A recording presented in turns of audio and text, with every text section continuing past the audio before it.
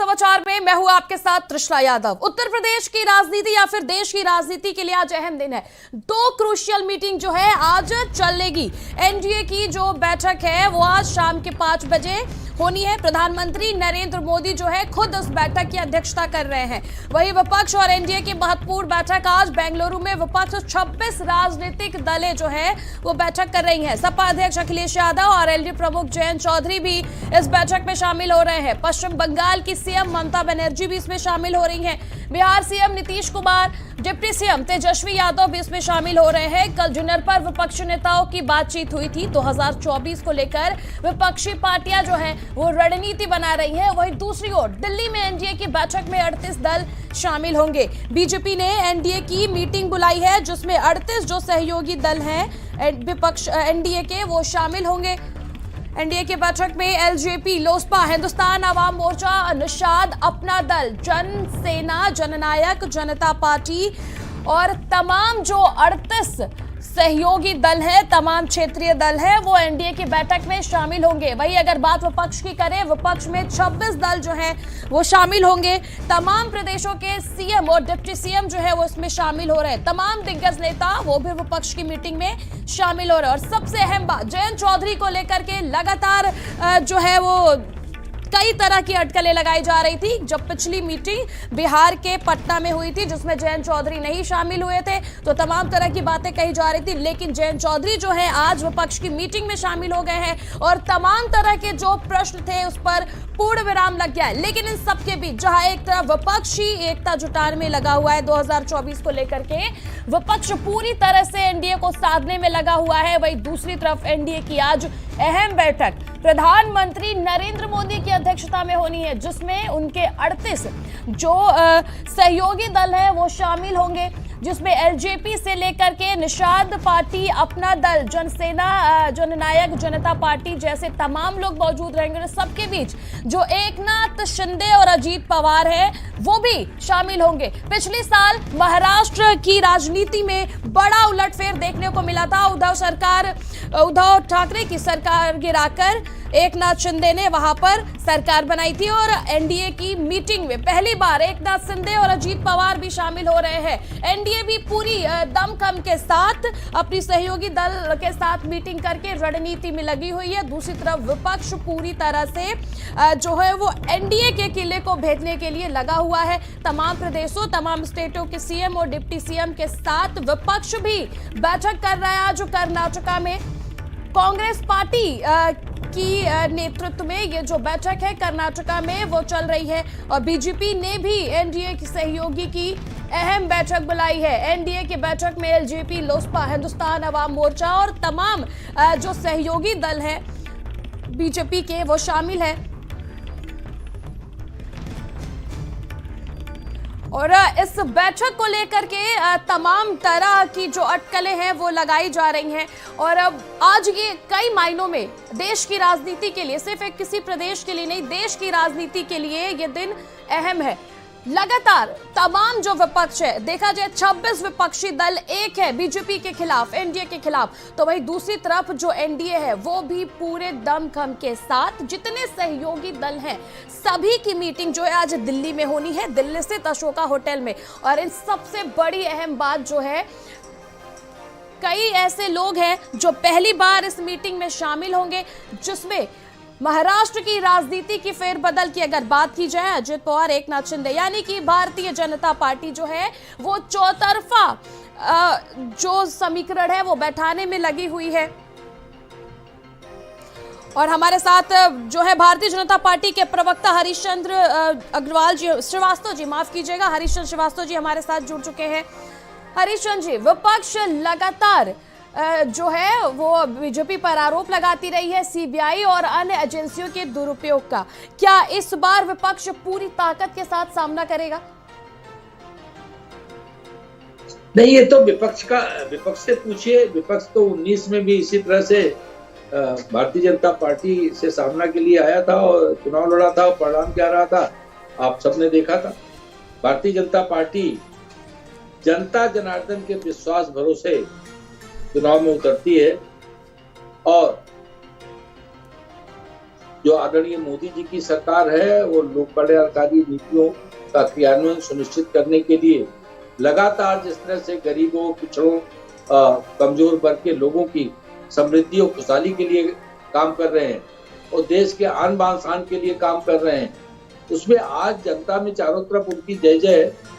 और भारतीय जनता पार्टी नीतियों कार्यक्रमों को लेकर के जो जनता का विश्वास भरोसा है उसके साथ हम जनता के बीच जाएंगे और हमारा नेतृत्व का संकल्प है सबका साथ, सबका विकास, सबका विश्वास और सबका प्रयास, वो उसको लेके हम काम कर रहे हैं। ठीक है, ठीक है, बिल्कुल बिल्कुल हमारे साथ, बिल्कुल आज तो सारी चीजें साफ हो ही जाएंगी 5 बजे तक। हमारे साथ समाजवादी पार्टी के प्रवक्ता जो है मनीष सिंह जुड़े। मनीष जी, इतनी एकता, इतनी हाई लेवल की जो मीटिंग है, विपक्ष लंबे समय से एकता जुटाने में लगा हुआ है मौजूदा सरकार को हटाने के लिए, और क्या लगता है आपको इस बार सफलता हाथ लगेगी? त्रिशला जी, इस बार देश की जनता चुनाव जीतने जा रही है। मोदी जी से लड़ाई नहीं है, हमारी लड़ाई गरीबी से है, भूखमरी से है, जो हमारी अर्थव्यवस्था है उससे हम लड़ने जा रहे हैं। कहने के लिए बहुत बड़ी बड़ी बातें भारतीय जनता पार्टी के लोग कहते हैं, लेकिन जिस तरह से भारतीय जनता पार्टी के लोगों ने देश की राजनीति का और देश के समाज का क्षरण किया है, देश के लोकतंत्र और संविधान का हरण किया है, उससे आज देश की जनता त्राही त्राही कर रही है। और विपक्ष की जो 26 दल हैं वो जनता की आवाज बन करके भारतीय जनता पार्टी और जो उनके 38 सहयोगी राजनीतिक दल हैं जो एनडीए में शामिल हो रहे हैं, लोग भारतीय जनता पार्टी के लोग तो कहते हैं कि मोदी जी का बड़ा चेहरा है, वैश्विक नेता हैं, दुनिया में सबसे पॉपुलर नेता हैं। लेकिन देखिए ना, आज 38 विचारधाराओं को लेकर के एनडीए का निर्माण भारतीय जनता पार्टी को करना पड़ रहा है। 38 तमाम क्षेत्रों के विचारधाराओं के जो लोग हैं उनको एनडीए में शामिल करना पड़ रहा है, इसलिए कि अब मोदी जी को बैसाखी राजनीति की जरूरत पड़ रही है। इसीलिए विपक्षी दल की जो बैठक हो रही है बेंगलोर में, वो एक संदेश लेकर के जाएगी और जनता का जो संदेश है वो विपक्षी दल उसको दुनिया के सामने, देश के सामने अगर भाजपा एनडीए गठबंधन में 38 सहयोगी दल है तो विपक्ष भी 26 दलों के साथ आज बैठक कर रहे हैं ना। देखिए, हमारी जो विचारधारा है, हम समान विचारधारा के लोग, हम कभी भी एक नेतृत्व के साथ राजनीति नहीं करते हैं। हम लोग समान विचारधारा के जो लोग हैं, जो समान राजनीति करने वाले लोग हैं, जो जनता के मुद्दों पर राजनीति करते हैं, हम लोग सबका समाहित नेतृत्व लेकर के हम लोग देश की आवाज बनते हैं और देश की आवाज बनकर के देश के मुद्दों के साथ हम भारतीय जनता पार्टी और एनडीए से मुकाबला करने। ठीक है, हमारे साथ अंशु अवस्थी जी कांग्रेस से जुड़े हैं। अंशु जी, कांग्रेस इस बार की जो बैठक है उसका नेतृत्व कर रहा है। इस सबके बीच सबसे बड़ा सवाल यह है कि विपक्ष अगर जीतता है तो प्रधानमंत्री का चेहरा कौन होगा? देखिए, अभी तो ये सवाल ही नहीं, अभी तो सबसे बड़ा सवाल ये है कि जो भारतीय जनता पार्टी अभी तक लोगों को या विपक्ष के लोगों को चिढ़ाने काम कर रही थी कि इनकी ये बैठक सफल नहीं होगी, लोग जुड़ नहीं पाएंगे, तो आज तो भारतीय जनता पार्टी को पीछे पीछे चलना पड़ रहा है। कहते थे ये 26 दल हैं, ये आएंगे नहीं, जैन जी नहीं आएंगे, वो नहीं आएंगे, ये नहीं आएंगे, सभी आ रहे हैं। आप देखिए, पटना की बैठक में भी सब आए, बेंगलोर की भी बैठक में सब आए। आज भारतीय जनता पार्टी को जब ये लगा कि एक संदेश देश के बीच में जा रहा है कि विपक्ष मजबूत हो रहा और पूरी मजबूती से सामने जनता के जा रहा, तो आज मजबूरन उनको पता नहीं कौन से 36 है जिनका वो नाम नहीं बता पा रहे हैं, और ये वो 36 हैं जो ईडी सीबीआई के डर से टूटे हुए दल इन्होंने खुद जो बनाए भाई, नेशनल जो एनसीपी है। आप मुझे बताइए, क्या भारतीय जनता पार्टी की विचारधारा से कहीं कोई मेल खाती है? लेकिन उन्होंने तोड़ के बनाए, क्योंकि इनके साथ तो कोई नहीं। सच्चाई ये है कि जो 36 हैं, इन 36 को तो इन्होंने तोड़ा है। इनके पास कोई वैचारिक रूप से राजनीतिक दल नहीं जो इनके साथ गठबंधन में हो।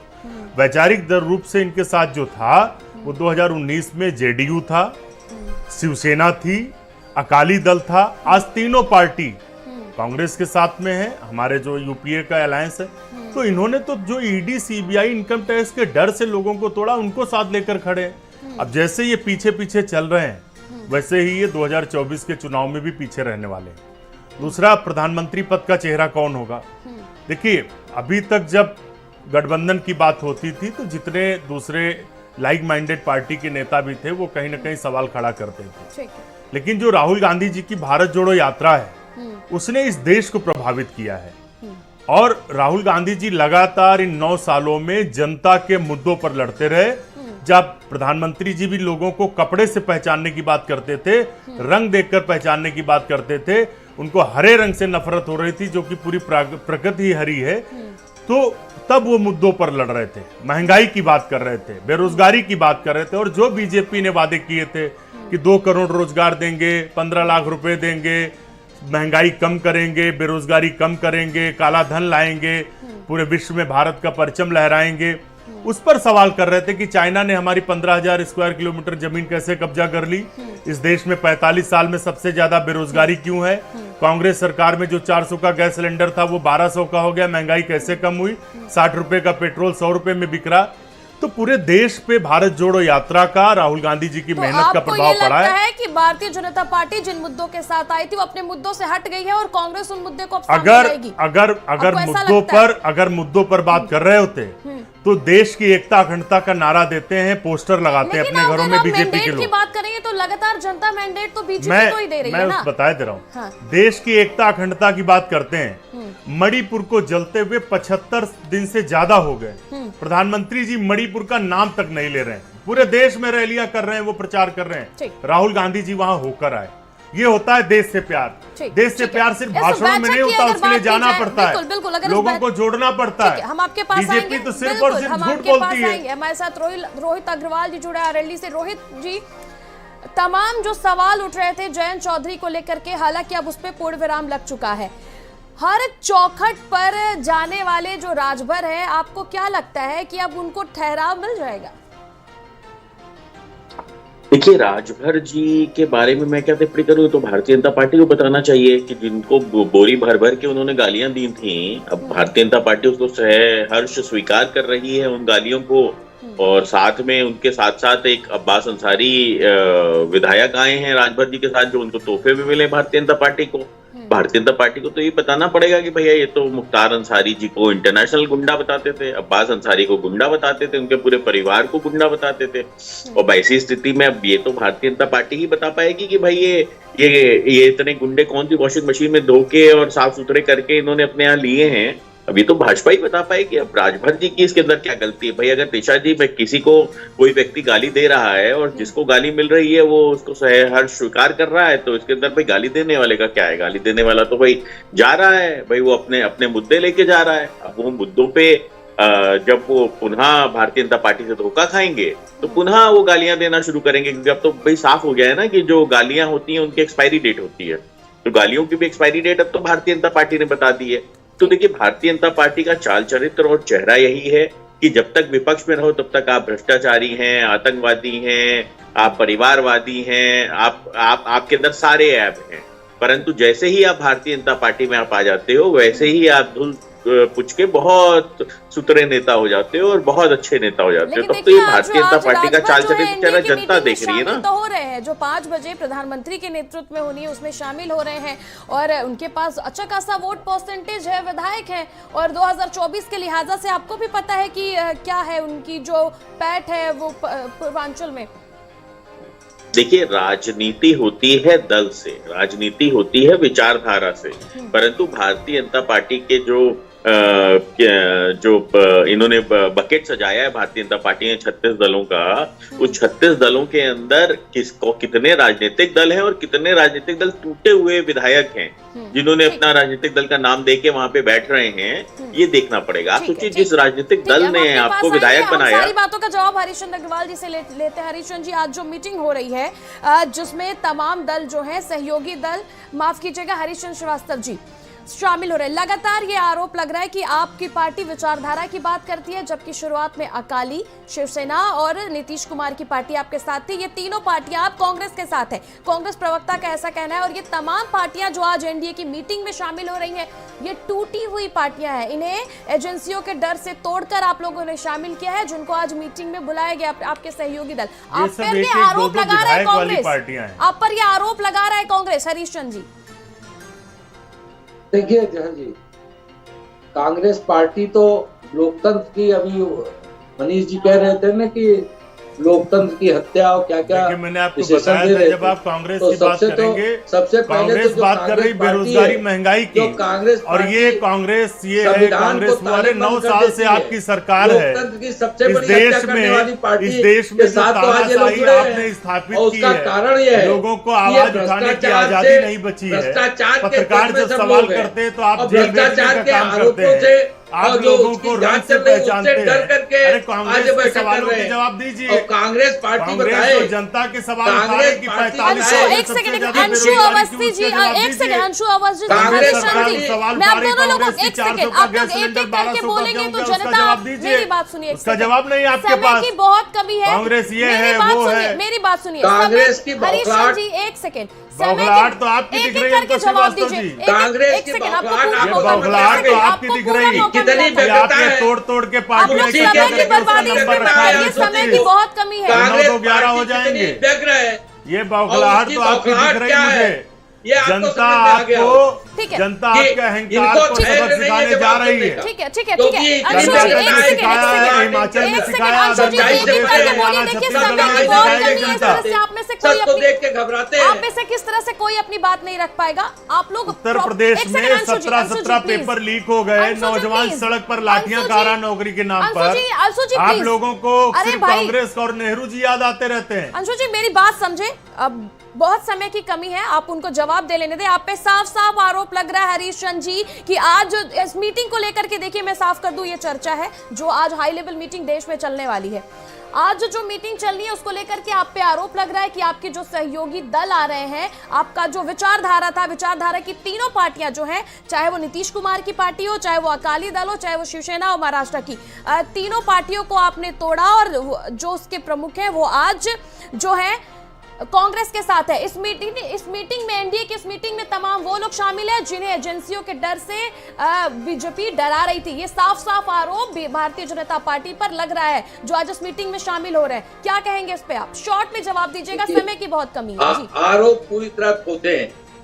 केरल में कम्युनिस्ट और कांग्रेस आमने सामने लड़ते हैं, पश्चिम बंगाल में तृणमूल कांग्रेस पार्टी आमने सामने लड़ते हैं। ये विचारधारा की बात करते हैं। शिवसेना के साथ इनकी कब से विचारधारा एक हो गई, उद्धव ठाकरे जी के साथ कब की इनकी विचारधारा एक हो गई। ये बुद्धि राजनीति करते हैं और भ्रष्टाचार और घोटालेबाज जितने राजनीतिक दल हैं आज इकट्ठे होकर के कांग्रेस के बहुत ईमानदार में बैठ करके जो राजनीति कर रहे हैं, जनता ये बहुत ईमानदार है। 24 में भी जवाब देगी। ठीक है, ठीक है। मनीष जी हमारे साथ जुड़े, समाजवादी प्रवक्ता मनीष जी। जिस प्रकार से एक सवाल ये भी है, उत्तर प्रदेश हर लिहाजे में अहम माना जाता है। ये मीटिंग बिहार, कर्नाटका, अपने क्षेत्र में मीटिंग कब करेंगे अखिलेश यादव? त्रिशला जी बहुत अच्छा सवाल आपने पूछा है। समाजवादी पार्टी गांव, गरीब, खेत खलिहान, किसान, मजदूर की पार्टी है।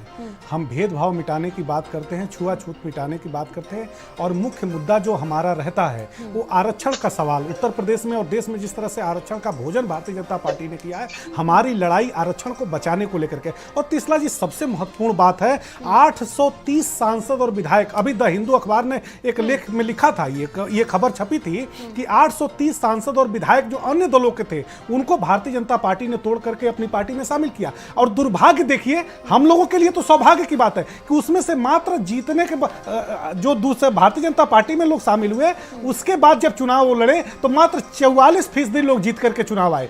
तो देखिए देश की जनता इस बात को समझ रही है। उत्तर प्रदेश में 58,184 ग्राम सभाएं हैं। समाजवादी पार्टी बूथ स्तर तक बूथ का निर्माण कर चुकी है और 2022 का चुनाव इस बात का सबूत है कि श्री अखिलेश यादव जी पर 2,96,00,000 महान मतदाताओं ने भरोसा करके 36% से ऊपर वोट दिया था। श्री अखिलेश यादव जी के क्षेत्र में क्यों नहीं हो पा रही है? अपने क्षेत्र के आसपास बिल्कुल, अभी ये दूसरी बैठक है। और आजादी के आंदोलन से जब इस बैठक का पृष्ठभूमि आप देखेंगे, जब इसको तैयार किया गया तो हम आजादी के आंदोलन से सीख लेकर के इस तरह के बैठकों का हमने निर्माण शुरू किया है। गांधी जी को जब लगा कि देश हमारा अंग्रेजों से आजाद नहीं हो पाएगा तो उन्होंने सत्याग्रह के लिए बिहार की धरती को चुना और हम लोगों ने विपक्षी दल के सभी महान नेताओं ने इकट्ठा होकर के यह तय किया कि बिहार की धरती से पूरी जनता एक सवाल कर रही है, चेहरा कौन होगा प्रधानमंत्री बिल्कुल, का? बैठक कृष्णा है जी- तो चले, देखिए ये मेरा सवाल नहीं है मनीष जी, अब तमाम वक्त मेरे साथ डिबेट में बैठे हैं, आपको पता होगा ये जनता का सवाल है। हम भरोसा दिखा भी दे, हम यकीन कर भी ले, लेकिन चेहरा कौन है इनके पास? बिल्कुल, इनके तो आपस में ही सहमति नहीं बन रही है। पिछली बार केजरीवाल जो है वो कह रहे थे जब कांग्रेस मैंडेट पर हमें जो हमें साथ देगा, जो अध्यादेश आया है तो हम साथ बैठेंगे। आप लोगों में अभी से ये सारी चीजें दिख रही है, जनता किस बात पे भरोसा कर रही है भाई? त्रिशला जी, आज के समय में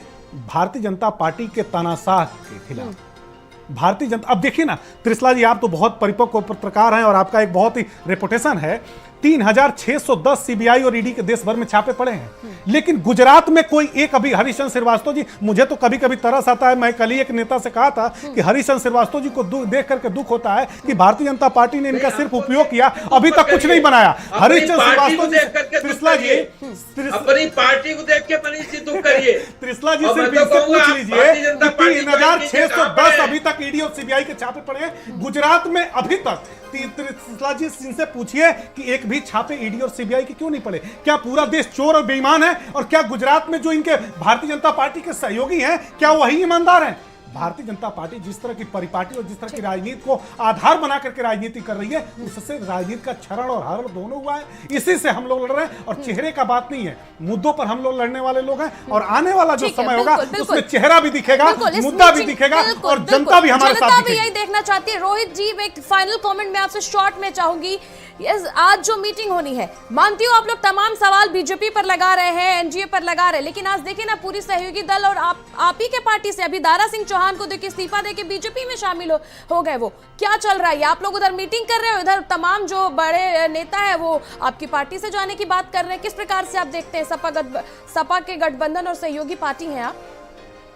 देखिए, भारतीय जनता पार्टी ने विपक्ष की सफाई का काम चालू किया है, जिसके अंदर विपक्ष के अंदर जितने भ्रष्टाचारी, जितने देशद्रोही और जितने परिवारवादी नेता हैं, उनको भारतीय जनता पार्टी अपने अंदर सम्मिलित करने जा रही है। और जितने भी डरने वाले नेता हैं, जो ईडी, सीबीआई और आईटी से डरते हैं भारतीय जनता पार्टी के, वो भारतीय जनता पार्टी में टूट के जा रहे हैं। तो विपक्ष की सफाई होने के बाद एक फाइनल कमेंट अंशु अवस्थी जी आपसे। आज कांग्रेस जो है इस पार्टी का मीटिंग का नेतृत्व कर रही है, एजेंडा क्या है? किस प्रकार से आगे कांग्रेस इस मीटिंग का एजेंडा जो है वो लेके चलेगी? देखिए, सबसे महत्वपूर्ण बात यह है कि जो पटना की बैठक हुई और उसके बाद जो बेंगलोर की बैठक हो रही, जो समान विचारधारा के लोग हैं वो एक साथ आ रहे हैं और बिना शर्त के आ रहे हैं। कोई शर्त नहीं है कि चेहरा कौन होगा। शर्त सिर्फ ये है कि इस देश के संविधान को बचाना है, इस देश को तानाशाही से बचाना है, और मुद्दे बेरोजगारी और महंगाई है जिन पर बीजेपी बात नहीं करना चाहती। देश की एकता और अखंडता को मजबूत करना है। भारतीय जनता पार्टी को उस पर जवाब देना होगा, ये बच नहीं सकते। चलिए ठीक है, बिल्कुल। आप सभी का हमारे साथ जुड़ने के लिए बहुत बहुत शुक्रिया। और आज जो हाई लेवल की मीटिंग हुई है, हो रही है, उससे अब तो बाद में ही पता चलेगा कि कौन किस पर भारी है। फिलहाल इतना ही, देखते रहिए भारत समाचार।